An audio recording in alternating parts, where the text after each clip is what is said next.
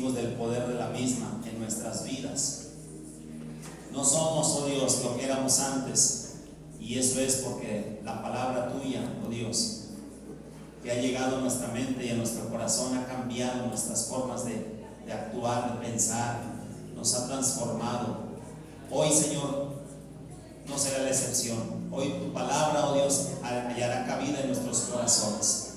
Toda perturbación, toda distracción, todo espíritu inmundo que quiera robarnos la semilla del evangelio, la semilla de la palabra, frustra, oh Dios, todas esas maquinaciones del diablo, y que tu palabra prospere en nuestras mentes y corazones. En el nombre de Jesús. Amén. Amén. Gloria a Dios. Nos quedaremos aquí. Es el mensaje que quiero compartirle el día de hoy. Ciertamente la semana pasada iniciamos la serie de la adoración a Dios, pero la próxima semana le comparto eso, de la adoración a Dios, la segunda parte. Pero hoy quiero compartirle este mensaje que ha resonado en mi corazón, y es: nos quedaremos aquí. Y es que cuando íbamos de camino para Oaxaca, después de Tehuacán, Puebla, ya en una carretera federal, y que entramos en una parte de la carretera federal, pero muy fea, con terracería, ya muy feo, y monte para todos lados, y la camioneta falló. Y mirando para todos lados, y no hay nada más que puros cerros y monte y barrancos para otros lados, ¿sí? Y nada más nosotros ahí en medio de la nada. Y como que esa pregunta resonaba dentro de mi mente: ¿nos quedaremos aquí? Y es que ciertamente yo me hacía esa pregunta porque el lugar no era lo más cómodo, el lugar no era lo más bonito, lo más seguro. Y la pregunta era: ¿nos quedaremos aquí? Gracias a Dios que no. A jalones y a tirones, y a que avanzara poquito y que se enfriara, y que avanzara otro poquito y que se enfriara, llegamos a un lugar donde fuimos atendidos y muy amablemente nos recibieron. Pero también cuando ya estábamos ahí, esa pregunta volvió. Ya no era la zona insegura, ya estaba seguro. Ya no era la zona incómoda, ya estábamos cómodos. Es más, estaba yo tomando un rico cafecito de olla. Permiso. Es que como traigo la garganta un poco irritada por lo calientito. Pero cuando estaba con el cafecito de olla, con canela, bien rico, yo también me pregunté: ¿nos quedaremos aquí? Cuando nos ponen en la mesa unos panes y dicen: estos panecitos son panes de yema. ¡Ay, qué ricura! Y luego chiquitos para que no tengas cargo de conciencia. Y uno que es bien panero, yo me volví a preguntar dentro de mí: ¿nos quedaremos aquí? Y como que quería que alguien me dijera sí, sí. Pero bueno. Y es que esa pregunta es una pregunta que debe resonar en nuestra mente durante nuestro peregrinar en la vida cristiana.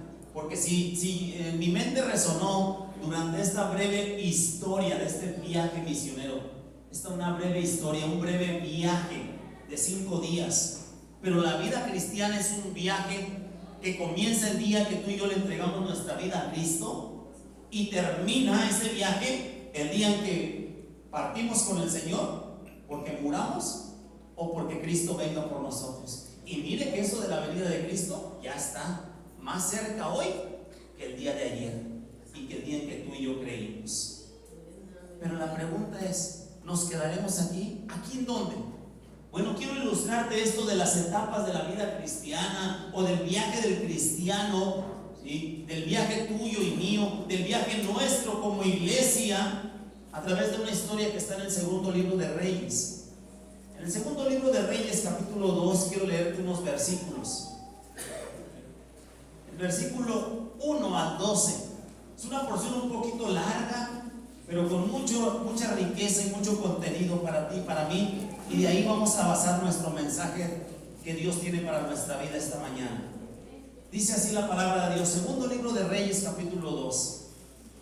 Aconteció que cuando quiso Jehová alzar a Elías en un torbellino al cielo, Elías venía con Eliseo de Gilgal, Y dijo Elías a Eliseo: quédate ahora aquí, porque Jehová me ha enviado a Betel. Y Eliseo dijo: vive Jehová y vive tu alma, que no te dejaré. Descendieron pues a Betel. Y saliendo a Eliseo, los hijos de los profetas que estaban en Betel le dijeron: ¿sabes que Jehová te quitará hoy a tu señor de sobre ti? Y él dijo: sí, yo lo sé, callad. Y Elías le volvió a decir: Eliseo, quédate aquí ahora, porque Jehová me ha enviado a Jericó. Y él dijo: vive Jehová y vive tu alma, que no te dejaré. Vinieron pues a Jericó. Y se acercaron a Eliseo los hijos de los profetas que estaban en Jericó y le dijeron: ¿sabes que Jehová te quitará hoy a tu señor de sobre ti? Él respondió: sí, yo lo sé, callad. Y Elías dijo: te ruego que te quedes aquí ahora, porque Jehová me ha enviado al Jordán. Y él dijo: vive Jehová y vive tu alma, que no te dejaré. Fueron pues ambos, y vinieron 50 varones de los hijos de los profetas, y se pararon delante a lo lejos, y ellos dos se pararon junto al Jordán. Tomando entonces Elías su manto, lo dobló y golpeó las aguas, las cuales se apartaron a uno y a otro lado, y pasaron ambos por lo seco. Cuando habían pasado, Elías dijo a Eliseo: pide lo que quieras que haga por ti, antes que yo sea quitado de ti. Y dijo Eliseo: te ruego que una doble porción de tu espíritu sea sobre mí. Él le dijo: cosa difícil has pedido, pero si me vieres cuando fuere quitado de ti, te será hecho así, mas si no, no. Y aconteció que yendo ellos y hablando, he aquí un carro de fuego con caballos de fuego apartó a los dos, y Elías subió al cielo en un torbellino. Viéndolo, Eliseo clamaba: Padre mío, carro de Israel y su gente de a caballo. Y nunca más le vio. Y tomando sus vestidos, los rompió en dos partes. Alzó luego el manto de Elías que se le había caído, y volvió y se paró a la orilla del Jordán. Nos quedaremos aquí. Podría haber sido también la pregunta que se hizo este joven llamado Eliseo en su viaje, en su recorrido con el profeta Elías. El profeta Elías, el profeta de fuego, conocido mucho pues por aquella victoria tan grande de Jehová sobre los profetas de Baal y sobre los profetas de Acera en el monte Carmelo, donde él plantea un desafío a todos esos profetas paganos. Pero ahora lo vemos a Elías al término de su ministerio profético y a punto de delegar ese ministerio en la vida de Eliseo. Y comienza este peregrinar, comienza este viaje. Comienza este viaje de Eliseo junto con el profeta y se desarrolla en 4 etapas. La etapa llamada Gilgal, la etapa llamada Betel, la etapa llamada Jericó y la etapa llamada Jordán. Y en cada una de esas etapas quizás resonó en su mente esta pregunta: ¿nos quedaremos aquí? Sin embargo, el profeta Elías no tenía planes de quedarse ahí, porque cuando llegaba a un punto, dice que Jehová le hablaba y le decía: muévete al siguiente punto, avanza a la siguiente estación, y ve de Gilgal, ve a Jericó, y ve de Gilgal, a Betel, y ve de Betel a Jericó, y ve de Jericó a Jordán. O sea, el interés o el plan de Dios no era que se quedaran ahí estáticos, sino que se moviera Elías, y por consiguiente Eliseo dijo: no, yo no me quedaré aquí, yo no te dejaré, iremos ambos a donde Jehová te llame. Y con esto quiero ilustrarte lo que también ocurre en la vida cristiana, hermanos. Estas 4 etapas o estas 4 estaciones que recorrió Elías con Eliseo son las mismas estaciones que tú y yo hemos de recorrer. Algunos no han llegado a pisar ni siquiera Gilgal. ¿Qué significa Gilgal? Gilgal, según nos narra el libro de Josué, capítulo 5, usted en casa puede leer todo el capítulo, es el lugar donde Josué practicó la circuncisión en todos los que habían nacido en el desierto y que no habían sido circuncidados. y que ahora estaban por entrar a la tierra prometida, pero tenían que ser circuncidados porque la circuncisión era la señal del pacto que Dios había hecho con ellos como su pueblo. ¿A qué se refiere eso en mi vida espiritual? ¿A qué tiene que ver conmigo? Tiene que ver contigo y conmigo lo que ocurrió un día cuando tú y yo fuimos circuncidados. Pero dice la palabra de Dios que la circuncisión que fue hecha en ti y en mí ya no es hecha con la mano del hombre, sino es una circuncisión hecha en el corazón por Dios. Cuando Dios vino y quitó el prepucio de nuestros corazones, como dice la Escritura en Romanos capítulo 10, que si confesares con tu boca que Jesús es el Señor y creyeres en tu corazón que Dios le levantó de los muertos, serás salvo. Porque con el corazón se cree para justicia y con la boca se confiesa para salvación. Es decir, la circuncisión en este tiempo, ¿sí?, representaba el pacto que Dios había hecho con su pueblo, de que eran suyos y Él era su Dios. El día que tú y yo abrimos nuestro corazón a Jesucristo, ese día le dimos el control total de nuestra vida y dijimos: ahora soy tuyo y tú eres mi Dios. Sin embargo, hay gente, a lo mejor el día de hoy hay alguien aquí que no ha puesto sus pies en este Gilgal, es decir, está aquí en este lugar, participa de la convivencia con la iglesia, asiste a nuestras actividades, a nuestros programas, pero no ha tenido un nuevo nacimiento en su vida. No ha habido un Gilgal en donde tú hayas hecho un compromiso y un pacto con Dios para que Él sea tu Dios de ahí en adelante y para que tú camines en la voluntad de Él. Este viaje comienza en Gilgal. Estamos muy contentos con toda la gente que nos visita. Sin embargo, Dios no quiere únicamente gente que simpatice con el Evangelio. Porque hay gente que luego dice: es que son bien buena onda, o sus convivencias, o sus reuniones, o me gustan los cantos, o me gustan las pláticas. Qué bueno, estamos contentos con que nos visites, con que estés con nosotros con regularidad. Pero más importante es que tú tengas un encuentro en un Gilgal, que tú tengas un nuevo nacimiento. La palabra de Dios dice en 2 Corintios 5:17 que de modo que si alguno está en Cristo, nueva criatura es. Las cosas viejas pasan y aquí todas son hechas nuevas. Pero se requiere que tú y yo tengamos ese nuevo nacimiento. La palabra de Dios dice en Marcos capítulo 16, versículo 16, dice la Escritura: el que creyere y fuere bautizado será salvo, mas el que no creyere será condenado. Tú necesitas poner los pies en Gilgal. Es la primera estación para ti y para mí. No hay salvación si no entramos a esa relación con Dios a través de Jesucristo. Necesitamos pararnos en ese lugar. La salvación no viene por estar dentro de la casa de Dios. La salvación no viene por estar escuchando únicamente la palabra de Dios de tiempo en tiempo. La salvación a tu vida y a mi vida vendrá cuando tú y yo tomemos en serio lo que dice Juan 1:12, que a todos los que le recibieron y a los que creen en su nombre les dio potestad de ser hechos hijos de Dios. Eso, ahí es donde comienza nuestro viaje. Y ahí es donde quisiéramos que todos los que el día de hoy están aquí y quizás nos visitan por primera vez, sea cual sea la situación que tú estés viviendo en tu casa, sea cual sea lo que te haya empujado el día de hoy a la iglesia, sea cual sea la persona que te haya invitado y te haya dicho: necesitas oír de Dios, necesitas buscar de Dios, hoy tú puedes comenzar ese viaje con nosotros en este lugar, con entregarle tu vida a Cristo. Se necesita iniciar en Gilgal.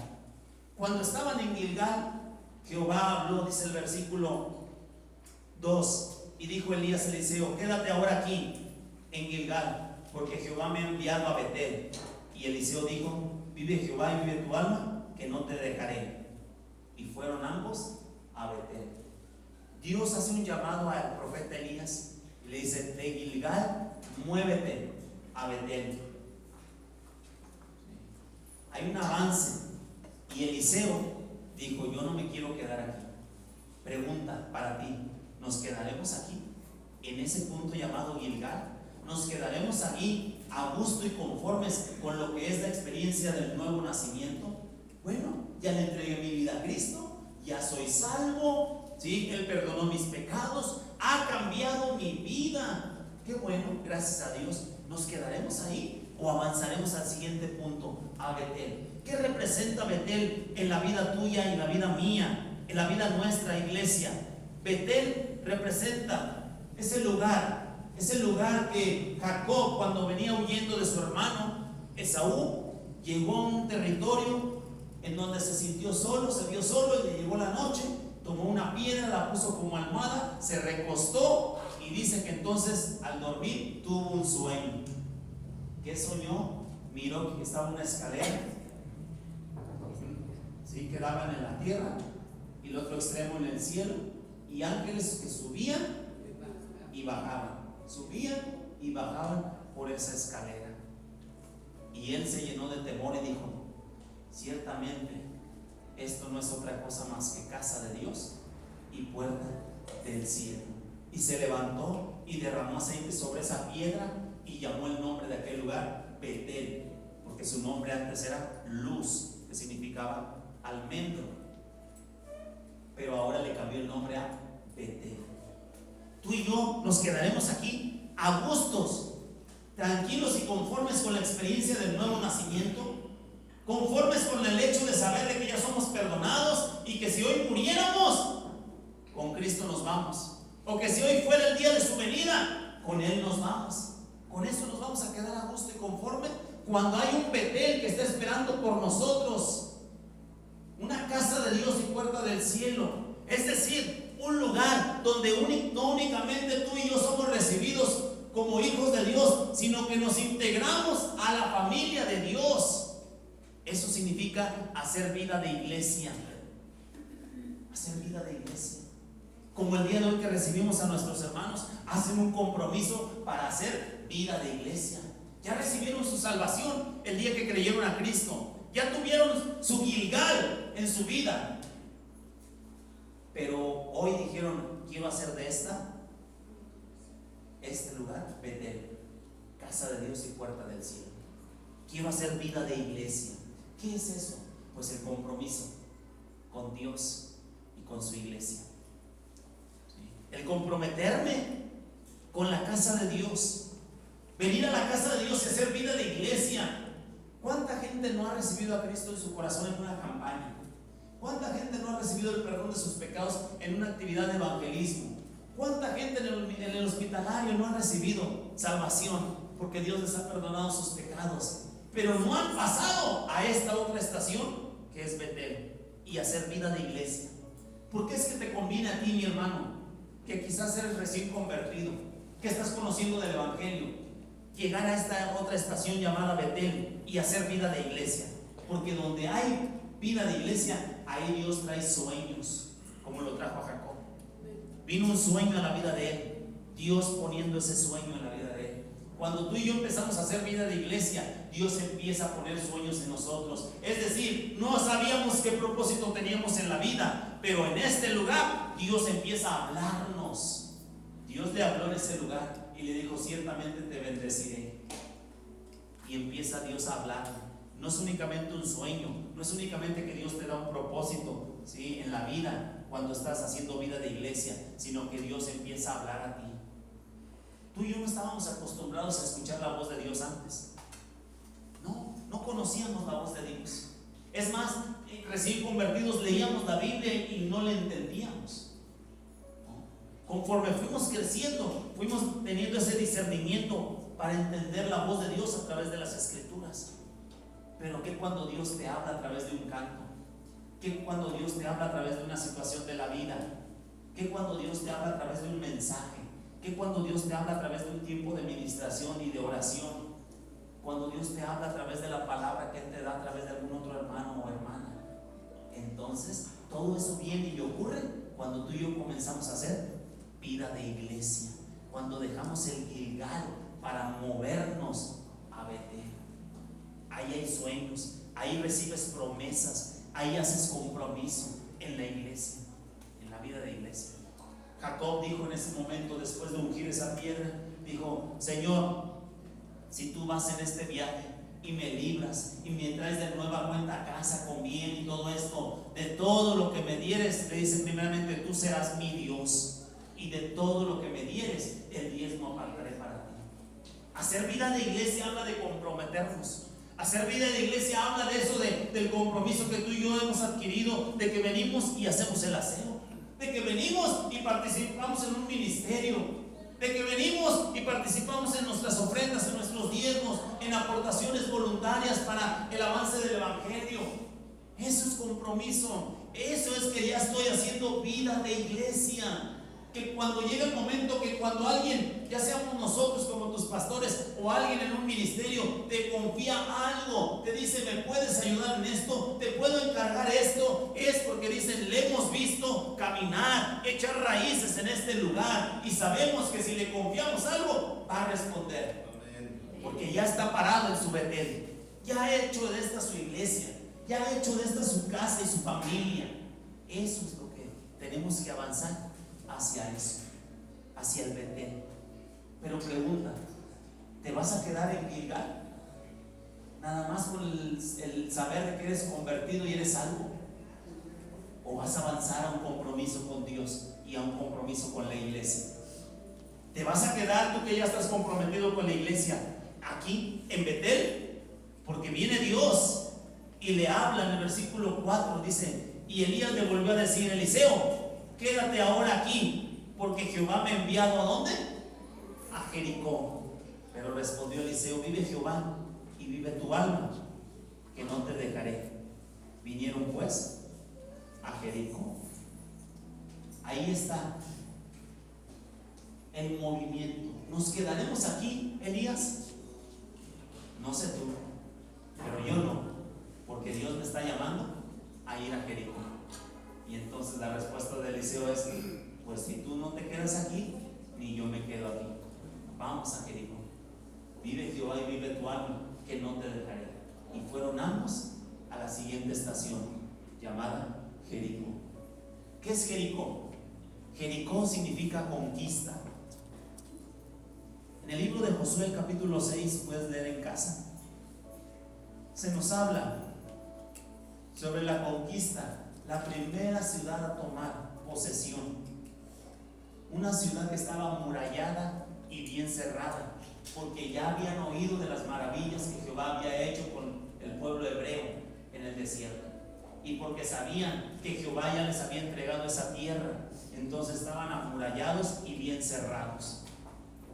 Pero ¿qué significa para ti y para mí esto? Significa que la iglesia, todos ustedes, todos nosotros tenemos que movernos de ese compromiso de vida de iglesia, ahora comprometernos con la conquista de la tierra.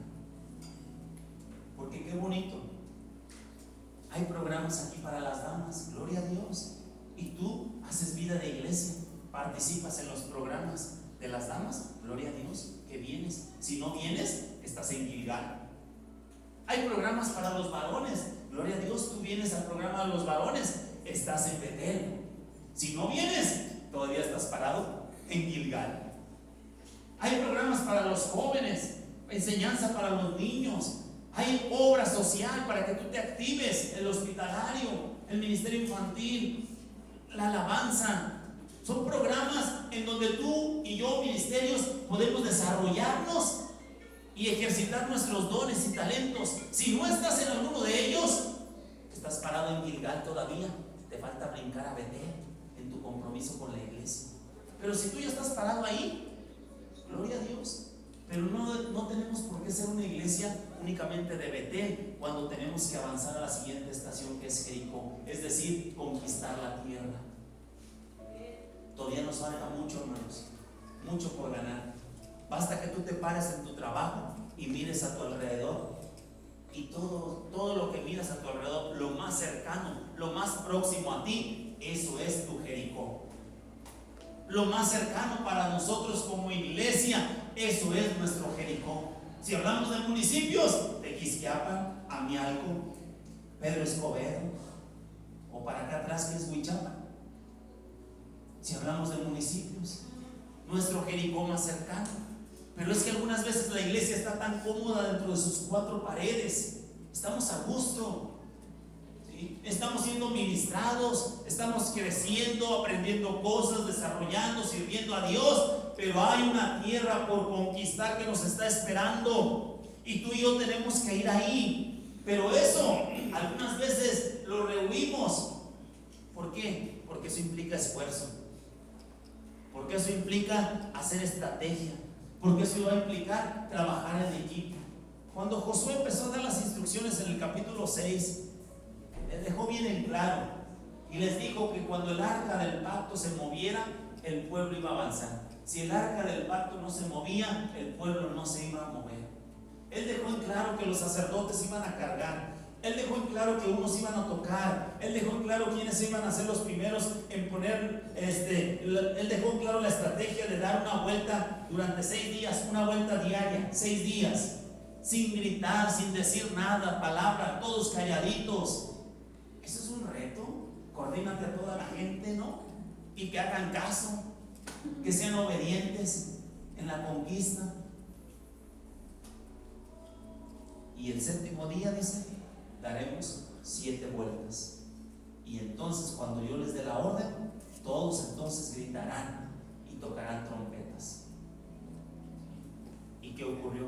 Los muros cayeron y el pueblo tomó Jericó, lo conquistó. Conquistar la tierra, hermanos, implica que tú y yo nos hagamos preguntas. ¿Qué vamos a conquistar? ¿Quién va a conquistar esto? ¿Cuándo lo vamos a conquistar? ¿Dónde lo vamos a hacer? ¿Cómo lo vamos a hacer? ¿Con qué lo vamos a hacer? Porque todas esas respuestas Josué las respondió en la estrategia que estableció en el capítulo 6 de ese libro. Tenemos que movernos a esa parte, a conquistar la tierra. Qué bonito que se realizó este viaje misionero a Oaxaca, donde hay mucha necesidad, pero estamos con nuestros Jericó más cercanos. Hay necesidad en la colonia donde tú vives. Ahí está tu Jericó. Levántate, levántate. Damos gracias a Dios por todo el trabajo que realizas dentro de la iglesia. Sigue trabajando, sigue sirviendo, pero no te olvides que hay que ir a Jericó y conquistarlo. Gloria a Dios, iglesia, por lo que estamos logrando. Pero no nos olvidemos de que hay Jericó que hay que ir a conquistar. Hay todavía dentro de ese Jericó mujeres como Rahab, en el pecado, en la inmundicia, pero que Dios tiene un propósito para ellas. Pero necesitamos usted y yo entrar, porque Rahab, cuando leemos la genealogía, Rahab aparece ahí en la genealogía, ¿sí?, del rey David. Había un propósito para ella, pero estaba en un lugar de perdición. No sabes cuántos ministerios, cuántos hombres y mujeres con ministerio, cuántos jóvenes con ministerio, con llamado de Dios para servirle hay en esos Jericós que están esperando porque tú y yo como iglesia los conquistemos. Tenemos que movernos, iglesia, al siguiente punto. En el próximo mes, hablando de septiembre, realizaremos actividades de evangelismo. A finales de agosto, de evangelismo en lo que es Tequisquiapan, en la misión La Vid Verdadera. ¿Quiénes nos vamos a involucrar? Todos como iglesia. Tenemos que movernos de nuestro Betel a nuestro Jericó y conquistar la tierra. Cuando lleguemos a ese punto de conquistar Jericó, vendrá otra vez la pregunta: ¿nos quedaremos aquí? ¿Nos quedaremos aquí? Hemos llegado a conquistar Tequisquiapan, hemos llegado a conquistar Amiango, hemos llegado a plantar una obra en tal lugar, bla, bla, bla. ¿Nos quedaremos aquí ya conformes con eso? ¿Qué viene? La palabra de Dios vino en el versículo 6 para Elías, y Elías le dijo: te ruego que te quedes aquí, porque Jehová me ha enviado al Jordán. Y él dijo: vive Jehová y vive tu alma, que no te dejaré. Fueron pues ambos al Jordán. La cuarta estación. No se quiso Elías quedar ahí. Eliseo dijo: pues si no te quedas tú, ¿por qué me quedo yo? Por algo alguien dijo que el ejemplo arrastra. El ejemplo jala, arrastra. Y el ejemplo de Elías vino arrastrando a Eliseo. Ahora, ¿qué significa el Jordán? El Jordán en la Biblia significa milagros, significa engrandecimiento. Porque cuando tú y yo vemos Josué capítulo 3, es la historia del inicio de un ministerio, el ministerio de Josué, su trabajo como líder en el pueblo de Israel. ¿Qué ocurrió? Que había muerto Moisés. Y mira que llenar los zapatos de Moisés, ahora por el joven Josué, no era fácil. No era fácil. Era un cargo muy difícil. Porque el pueblo tenía hambre. Moisés, estamos hastiados de este maná. Y Moisés oraba a Dios y Dios enviaba alimento y cayeron los codornices, ¿no? Moisés, no tenemos agua. Y Moisés levantaba la vara y salía agua de la roca.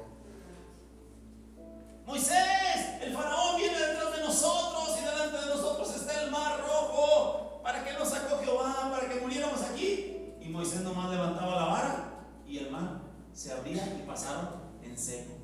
Oiga, qué liderazgo. Que ante cualquier dificultad, cualquier situación, había una manifestación del poder de Dios ahí. ¿No? Era visible el respaldo de Dios en la vida de Moisés. Pero ahora muere Moisés y le toca a Josué. Y Josué dice, es algo difícil para Josué llenar esos zapatos cuando en la vida de él no hay manifestaciones de ese tipo. Él es un estratega militar, un soldado, pero es otra época para el pueblo de Dios. Fue el tiempo del desierto, el tiempo de la prueba, el tiempo de la aflicción, el tiempo de ver la mano de Dios, pero viene ahora el tiempo de la conquista. Por lo tanto se requiere otro tipo de liderazgo para este tiempo de la conquista. Pero aún así, Dios le dijo a Josué en el capítulo 3, cuando se pararon frente al Jordán, Dios le dijo: a partir de hoy comenzaré a engrandecerte a los ojos de todo este pueblo, para que sepan que como estuve con Moisés, estaré contigo. Eso es el Jordán: engrandecimiento, milagros, respaldo de Dios. Y entonces cuando los sacerdotes que llevaban el arca pusieron sus pies sobre las aguas del Jordán, dice que las aguas se abrieron y también pasaron en seco. Y los sacerdotes se pusieron con el arca en medio del Jordán y todo el pueblo pasó. Y luego ya cuando todos pasaron, los sacerdotes siguieron caminando, ¿va? Y entonces las aguas volvieron a su cauce. Eso es respaldo, eso es engrandecimiento. Entonces ahora sí que imagínate ahora cómo veía la gente a Josué, con respeto, ¿va? Dios está con él. ¿Qué significa en tu vida y en mi vida? También eso, que tiene que llegar el tiempo en que después de hacer vida de iglesia, tiene que llegar el tiempo en que después de que estemos conquistando territorio, Dios comience a engrandecer el nombre de nosotros, el nombre tuyo, el nombre de la iglesia. Que eso no es orgullo, no es vanidad. ¿Y por qué entonces Dios quiso engrandecer a Josué ante los ojos del pueblo? Porque dice la Escritura, y no es antibíblico, que Dios quiera engrandecerte a ti o Dios quiere engrandecer su iglesia. Porque Dios dice que el que se humilla será puesto en alto por la mano de Dios, pero que al que se enaltece el solo, Dios lo humilla. ¿Qué significaría eso? Imagínate. Yo no sé cuántos jóvenes aquí están estudiando actualmente, jóvenes y adolescentes. Levanten su mano los que están actualmente en escuela.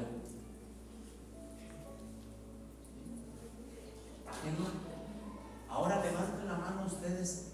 ¿Quiénes de ustedes sacaron durante este ciclo escolar una beca, un reconocimiento o graduaron con honores? Levanten su mano. ¿Qué sacaste? Una beca por aprovechamiento. ¿Sí? No la Benito Juárez para que no deserte.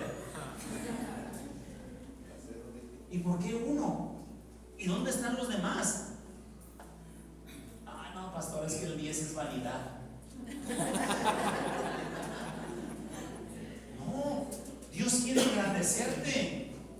¿O no lo hizo Dios con Daniel, con Ananías, Misael y Azarías? Con Sadrach, Mesach y Abednego, que dice que los hallaron 10 veces mejores que los jóvenes de los caldeos de Babilonia. 10 veces mejores, eran chavos de 10. Y Dios los puso en alto. Dios los engrandeció. Dios no engrandeció a José, que lo hizo el segundo del faraón. Dios engrandece, Dios levanta al humilde. Tenemos que ir a ese punto en donde en la ciudad se hable de lo que Dios está haciendo con su iglesia, en donde suene el nombre de la iglesia por lo que Dios está haciendo con ella, en donde suene que le conviene a la gente ser cristiana, porque los cristianos prosperan, porque los cristianos son bendecidos. ¿Que no sería eso engrandecernos? Claro. Y no que piensen otra cosa. ¿Sí? Que las autoridades digan: queremos en nuestras posiciones de gobierno, en ciertos puestos. ¿No conoces a alguien de tu congregación que pueda ocupar este cargo? Porque necesitamos a alguien con principios, con moral, con valores, que tema a Dios.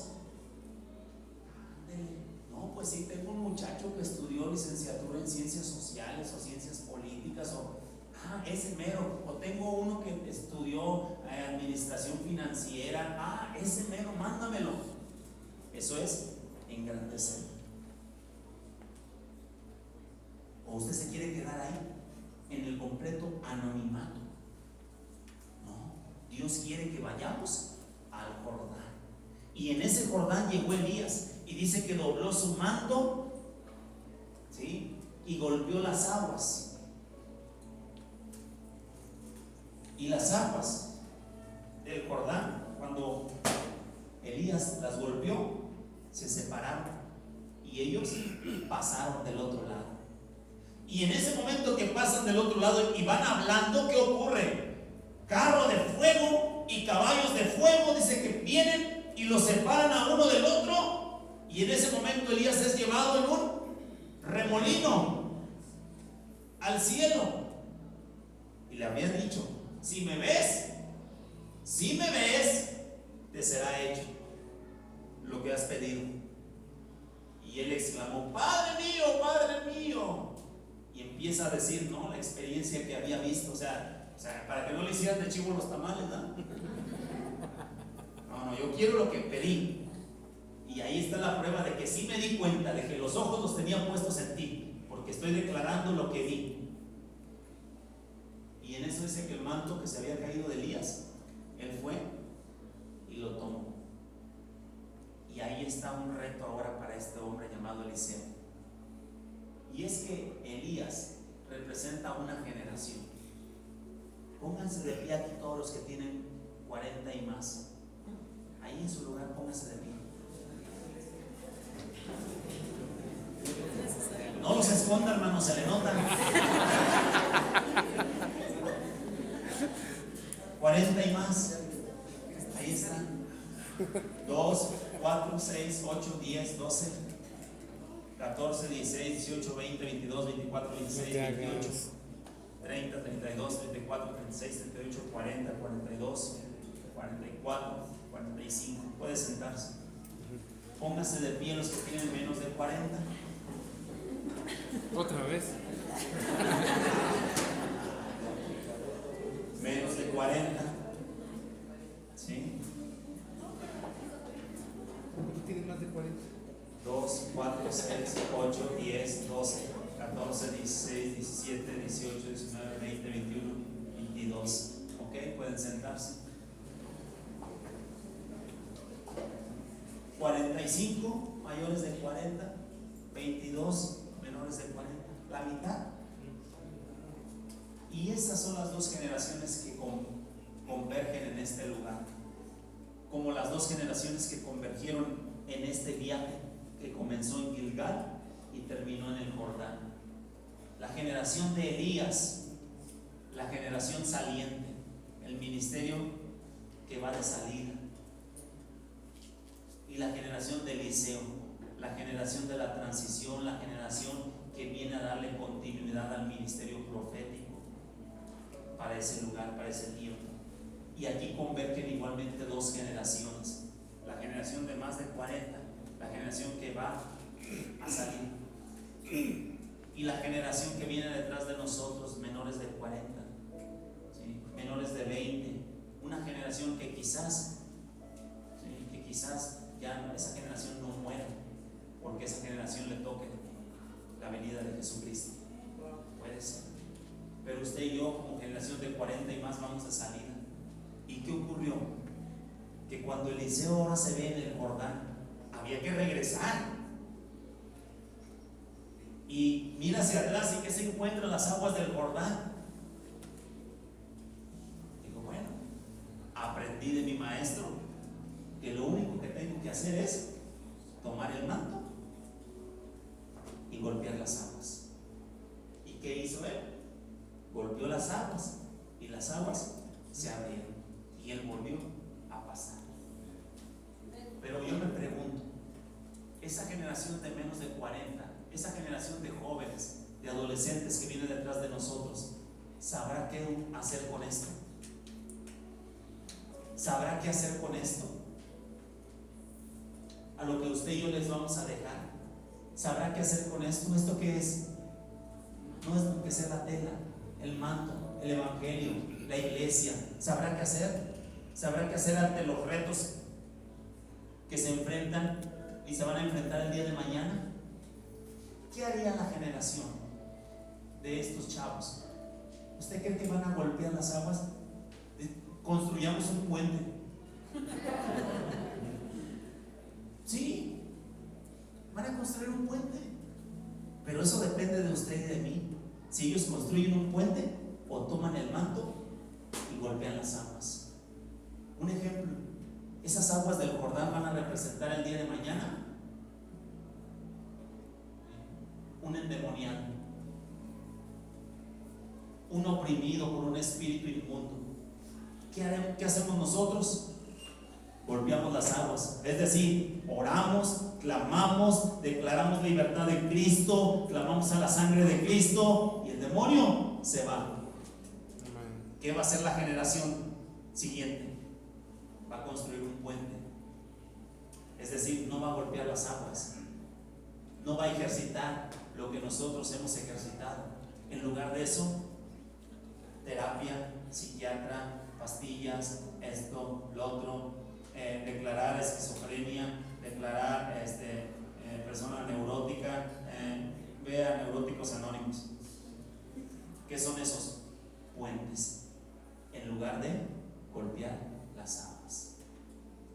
Cuando tengan un reto de una persona con problemas de alcoholismo, de drogadicción, ¿qué van a hacer? ¿Golpear las aguas o construir puentes? Tendrán que golpear las aguas, pero no van a golpear las aguas. ¿Cómo es que esos jóvenes, esos adolescentes y esa siguiente generación va a golpear las aguas si a ti y a mí nunca nos han visto golpear las aguas y abrir el Jordán? ¿O te ha visto tu hijo, tu hija golpear las aguas del inconverso? Es decir, hablar de frente con uno, compartirle el evangelio, ganártelo para Cristo. ¿Te ha escuchado? ¿O únicamente te ve venir a la casa de Dios y hacer acto de presencia? Pero cuando a ti te vean que sabes usar el manto y golpeas las aguas evangelizando a la gente, entonces el día de mañana, cuando tenga su Jordán, él también sabrá golpear las aguas. ¿Te ha visto tu hijo, tu hija orar por un enfermo con esa convicción? Pues voy a poner tu necesidad en el ministerio de intercesión. Pues le vamos a decir a los pastores para que oren por ti. No, que te vean que tú tomas el manto y golpeas las aguas y dices: déjame orar por ti, Dios puede sanarte, déjame orar por ese problema, Dios puede responderte. Que te vean usar el manto. Por lo tanto, el día de mañana ellos sabrán cómo usar el manto y no andarán construyendo puentes. ¿Cómo ganar almas para Cristo? Que nos vean, que salimos a la calle, que andamos evangelizando, que nos vean haciendo eso, usando el manto. ¿Cómo lo van a hacer ellos?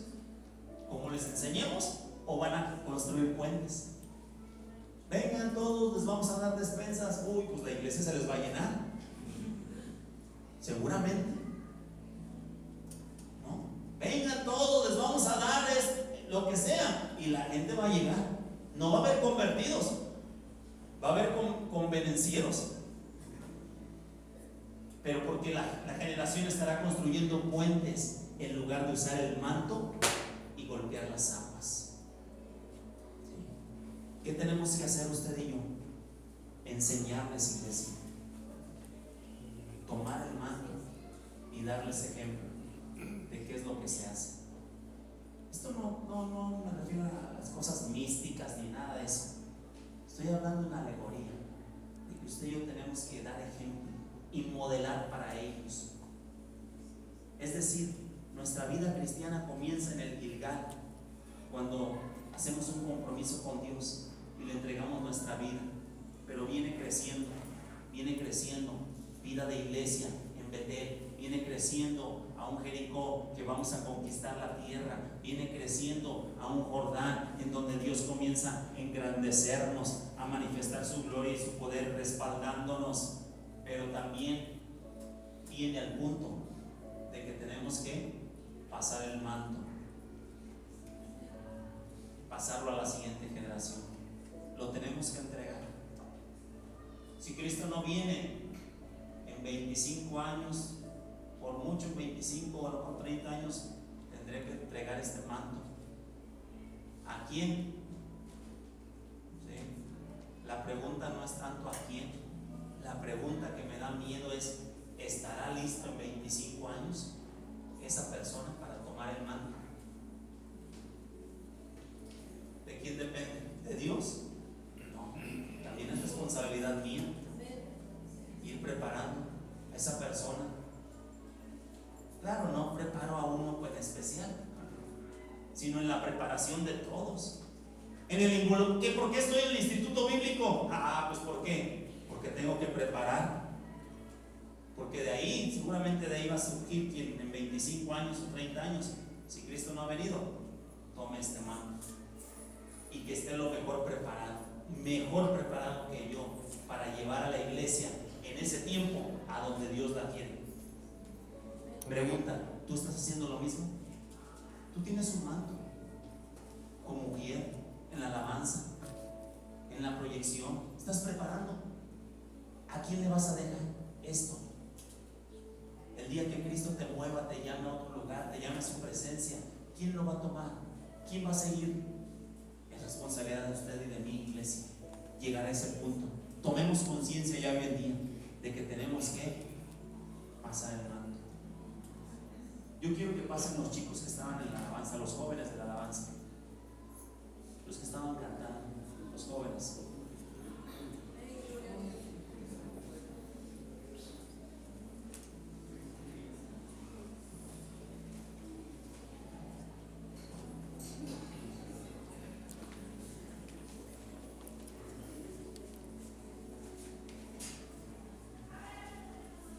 ¿Me apoyas, por favor, Samuel, a mover esto? Esta es la generación de Eliseo. Por poner un ejemplo, ellos están aquí para representar a esa generación de Eliseos. O sea, son la generación que viene detrás de nosotros, ¿no? Son la generación que lo quieran o no, ¿verdad? Van a recibir esto.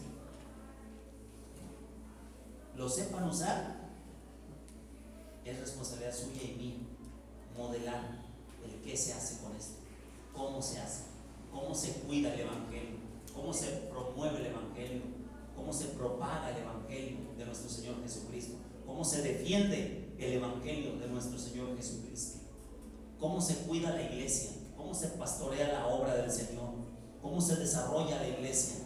Todo esto ellos lo van a recibir en un momento en sus manos, y oremos que estén lo mejor preparados para cuidar de esto. Voy a invitar a la pastora que pase aquí al frente.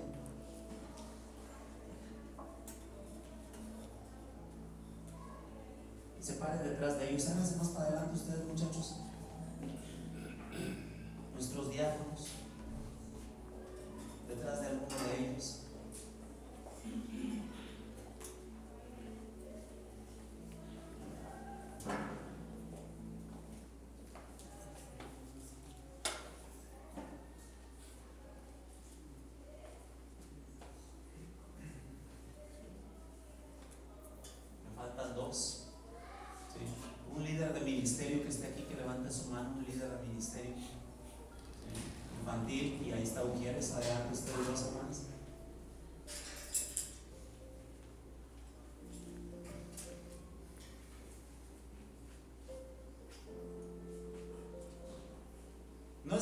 místico. Simplemente quiero que hagamos un acto simbólico. Cuando el pueblo de Israel cruzó el Jordán bajo el liderazgo de Josué y que el arca estaba en medio del Jordán, les fue dada una orden que tomaran 12 piedras y las levantaran como un altar, como una señal, de tal manera que las aguas volvían a cubrir y cubrieron el altar de 12 piedras.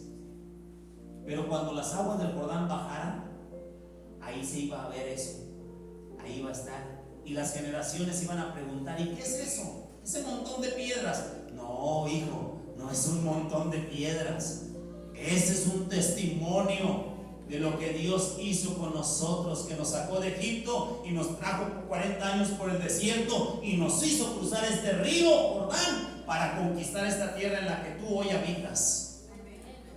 Era un testimonial. Esto va a ser un testimonial de esta generación, que son la generación de Elías, la generación que está ahorita en función, pero que va en ruta hacia donde iba Elías. Ya estaba cerca su momento de encontrarse con su Señor, con su Dios. ¿Sí? No vio la muerte, porque nosotros no morimos. ¿Sí? Descansamos en el Señor. Pero esta generación son todos ustedes, iglesia, la generación de Elías. Tenemos la responsabilidad. Se nos ha dado a nosotros un manto. Se nos ha dado esto que hoy cuidamos, que hoy tenemos, que hoy administramos. Pero un día lo vamos a poner en ellos. Modelemos cómo se hace. Enseñémosles cómo se hace esto. Para que el día de mañana, ojo, ellos, la generación de Elías, wow, cayó fuego del cielo. Dijo: no lloverá, y no llovió por 3 años y 6 meses. Y cuando dijo: una lluvia grande se oye, se vino un torrencial. Es una generación poderosa de fuego que Dios ha usado y seguirá usando con señales maravillosas.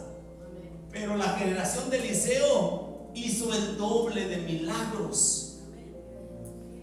Preparemos a esta generación de Eliseos para que hagan el doble de lo que usted y yo estamos haciendo. Que lo que a usted nos ha costado 5, 10, 15 años, a ellos les cueste semanas, meses, por la pura gracia de Dios.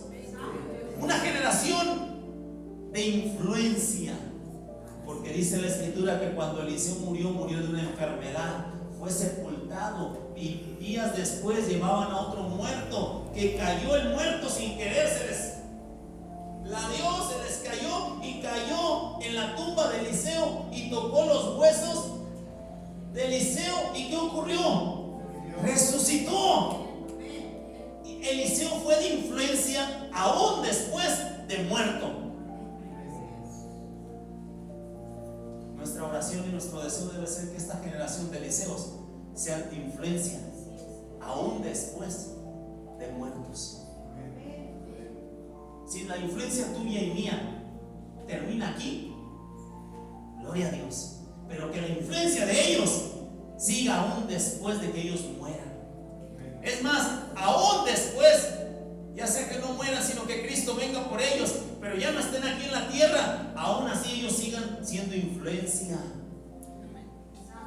Tú y yo seguimos siendo influenciados, por ejemplo, por Reina Valera, por ponerte un ejemplo. Ya no está vivo y sigue siendo influencia para tu vida y para mi vida. Y otros tantos ministerios que han partido con el Señor y siguen siendo influencia por el legado que han dejado. Así también esta generación, que sea una generación que influya de una manera especial. Yo le voy a invitar a los hermanos que están aquí atrás: póngase de pie, iglesia, y que pongan el manto en el hombro del que tienen delante de ustedes. Y todos juntos vamos a hacer una oración, hermanos. Y usted ore por la generación de Eliseos que están siguiendo nuestros pasos. No te detengas, generación de Elías. Iglesia, no te detengas. No te estanques en el nuevo nacimiento solamente. No te estanques en únicamente hacer vida de iglesia. No te estanques en la conquista de la tierra, en el establecimiento de obras nuevas. Tenemos que ir más allá, en que Dios nos engrandezca, en que Dios se engrandezca delante de los hombres y también en preparar a la generación que viene detrás de nosotros. Empieza a orar y a declarar bendición sobre esta generación. Señor, en estos momentos, Padre, queremos decirte que no nos quedaremos aquí. No nos quedaremos, oh Dios, no nos vamos a estacionar, oh Dios, en el Gilgal. No nos estacionaremos ni en Betel, ni en Jericó, Señor, ni en el Jordán, oh Dios, sino que, oh Dios, avanzaremos y tendremos especial cuidado, Dios, de lo que tú nos has confiado, Señor, del evangelio que ha sido puesto en nuestras manos. Has confiado en nosotros, Señor, para el cuidado de tu iglesia, Señor. Y quieres que te entreguemos una iglesia pura y sin mancha, para cuando tú aparezcas en las nubes, para que la iglesia sea llevada al cielo y se celebren las gloriosas bodas del Cordero. Somos la generación de Elías, una generación que ha visto el fuego de Dios, una generación que ha visto el poder de Dios, una generación que ha visto el respaldo de Dios. Señales hemos visto, Dios. Queremos que esta generación, estos jóvenes que representan a los jóvenes, adolescentes, niños de esta iglesia, los declaramos generación Eliseo, que vienen detrás de nosotros, que ellos no se conforman, oh Dios, con quedarse ahí, que a donde nosotros movamos nuestros pasos, ellos nos siguen, a donde nosotros vayamos, ellos van con nosotros. Bendito seas, oh Dios. Hay más jóvenes aquí. ¿Dónde están los demás jóvenes aquí? Levanten su mano. Si usted ve a un joven ahí al lado de usted, dígale que pase aquí al frente. Los demás jóvenes, pasa aquí al frente. Voy a invitar a nuestras hermanas de intercesión. Acérquense. Sí, nuestra hermana Elsa, nuestra hermana Nicole. Intercesión, acérquense. Vamos a orar. Nuestra hermana Celi, hermanas de intercesión. Pasa aquí al frente, hermana Silvia. Y empieza a orar por la vida de estos jóvenes. Empieza a orar por ellos. Empieza a declarar la bendición de Dios sobre sus vidas. Empieza a declarar bendición sobre esta generación de Eliseo. Que ellos van a saber qué hacer con el manto. Que ellos van a golpear las aguas. Que Dios nos va a respaldar. Que Dios va a usar sus vidas. Que van a ser de influencia. Que van a resucitar muertos. Que traerán vida.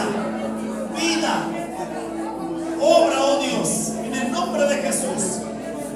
Bendito seas, oh Dios. Declaramos, oh Dios, tu gloria sobre esta generación. Les declaramos, oh Dios, apartados para ti, Señor. Bendíceles, oh Dios. En el nombre de Jesús. Una generación de influencia. Una generación, oh Dios, de gran impacto en la sociedad. Una generación que hará grandes cosas, Señor. Una generación que alcanzará, oh Dios, grandes metas y logros, oh Dios. Lograrán el doble o el triple de lo que la generación de Elías ha logrado, Señor. Obra, oh Dios, y usa sus vidas, Señor. Te lo ruego, Dios Todopoderoso, en el nombre de Jesús. Tú conoces el corazón de cada uno de ellos. Tú los vas a levantar, oh Dios. Llegará el día, Señor, en que los vamos a ver en posición de influencia, en lugares encumbrados, donde tú les vas a utilizar, oh Dios. Hombres y mujeres, aquí hay llamados, aquí hay jóvenes con ministerio. Padre, que en el nombre de Jesús llegue el día en que sean obedientes a ese llamado, Señor. Recibe el llamado que Dios tiene para tu vida. Reconócelo en tu vida como Salvador. No te conformes con ser salvo cuando hay una vida de iglesia que está esperando por ti. No te conformes, sino que ven, busca además el crecimiento para tu vida, el desarrollo de tu vida. Obra, oh Dios. Bendice, oh Dios, esta generación, Señor. Y los niños que vienen detrás de ellos, Padre. Rogamos, oh Dios. Obra, oh Dios, que ante los retos que se van a puedas usar, oh Dios. Tú los uses, oh Dios. Aleja todo espíritu, oh Dios, de pasividad de ellos. Todo espíritu de conformismo en sus vidas, Señor. Quítalos de ellos, oh Dios. Y que se produzca en ellos una hambre y sed de ti, Señor. Que anhelen más de tu espíritu, que anhelen más de tu presencia, Señor. Que sean pasos, oh Dios, que rebosen, oh Dios. Llénales, oh Dios, más y más con tu espíritu. Llénales más y más con tu presencia, Señor. Bendíceles, oh Dios. Dales victoria, Señor, ante todo ataque del enemigo. Dales victoria. Que sus almas, oh Dios, no sean apresadas por el enemigo. Que sus pies no se desvíen. Que no suelten el arado, Señor. Que no se vuelvan atrás. Que esta generación permanezca. Que esta generación avance, oh Dios, triunfante, Señor. Les bendecimos, oh Dios. Les bendecimos, oh Dios. Confiamos en que tú los vas a usar. En que tú vas a respaldarles, oh Dios. En que tú, oh Dios, les vas a usar. Que el evangelio será propagado, Señor, en nuestra ciudad, en nuestro estado, Señor. Y algunos de ellos serán llevados a otras latitudes, Señor, en nuestro país, a otras latitudes en el mundo, Señor. Tú los vas a usar, Señor. Tú les vas a usar, oh Dios. Creemos, oh Dios. Creemos, oh Dios. Bendito seas, Señor. Gracias, Señor, a ti, Señor. Gracias, Señor, a ti, bendito Dios. Sigue invocando el nombre de Dios. Sigue invocando el nombre de Dios sobre las vidas de ellos. Sigue invocando el nombre del Señor sobre sus vidas. Sigue adorando al Señor. Sigue clamando a Dios. Sigue clamando a Dios. Comprométete, iglesia. Comprométete, generación de Elías, a ser un hombre y una mujer fiel a Dios. Comprométete a ser modelo de cristiano. Comprométete a vivir la vida que agrada a Dios. Comprométete, iglesia, generación de Elías. Comprométete a no estancarte, sino avanzar y avanzar en cada momento a lo que Dios demanda de nosotros. No detengas tu avance, iglesia. No detengas tu caminar. Que el Señor siga dirigiendo nuestros pasos. Que el Señor siga obrando nuestras vidas. Bendito eres, Dios. Usa nuestras vidas, Señor. Usa una y otra generación, Señor. Gloria a Dios, oh Dios. Gloria a ti, Señor, por la manera tan hermosa en que tú usas a cada generación. Gloria a Dios por este tiempo que estamos viviendo, por esta oportunidad que tenemos de servirte. Pero gloria a ti, Señor, porque hay generación que viene detrás de nosotros. Porque hay quienes van a tomar, oh Dios, la carga y la responsabilidad después de nosotros. Porque hay rebaño que tú has preparado. Porque hay un remanente fiel que tú estás capacitando, Dios, para que llegado el tiempo, Dios, tomen la batuta, Señor, y protejan, Señor, y salvaguarden, oh Dios, el evangelio, Señor. Bendícelos, oh Dios. Bendice esa generación, oh Dios. Líbralos, oh Dios, de toda plaga. Líbralos de toda enfermedad. Haznos cabeza, oh Dios, donde quiera que se encuentren. Levántalos en alto, Dios, en sus estudios, en sus trabajos, promuévelos, llévalos a más, bendito Dios, para tu honra y para tu gloria, Señor. Glorifícate, oh Dios, en sus vidas, Señor. Bendito seas, oh Dios. Gracias en dadas a ti, Señor. Gloria a ti, Jesús. Santo eres mi Dios.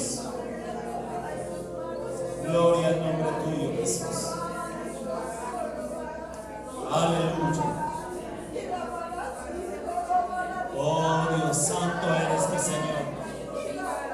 Santo eres, Señor. Aleluya. Gloria al nombre tuyo, Jesús. Se rota toda opresión del enemigo sobre esta generación. Todo engaño del diablo, Dios, se ha desbaratado. Toda mentira del diablo en sus mentes, Señor, sea sacada de sus mentes. Toda atadura que el diablo ha puesto sobre sus vidas sea rota en el nombre de Jesús. Y haya libertad, oh Dios, en estos jóvenes para adorarte, para servirte, oh Dios. Llénales más y más de ti, Señor. Llénales más y más. Queremos verlos, oh Dios, golpear las aguas. Queremos verlos usar el manto y golpear las aguas. Queremos verles, oh Dios, abrir las aguas del Jordán. Queremos verlos, oh Dios, como tú los respaldas, Señor, con señales y con milagros, oh Dios. Gracias, bendito Dios, en el nombre poderoso de Cristo Jesús. Gracias, Señor. Gracias, bendito Dios. Aleluya. Denle un abrazo a ese joven que tiene ahí adelante de usted. Dígale: Dios te bendiga, hijo. Dios quiere usar tu vida. Créele a Dios. Deja que Dios te lleve de la mano en el propósito que Él tiene para tu vida. Amén, amén. Y siga orando, iglesia. Siga orando por nosotros, generación de Elías, que aún estamos aquí para hacer la obra del Señor. Tenemos todavía, como se le dijo al profeta, largo camino te resta. Que el Señor nos permita seguir haciendo su obra y moviéndonos hacia donde Él nos quiera. Amén. Puede pasar a su lugar, iglesia. Aleluya.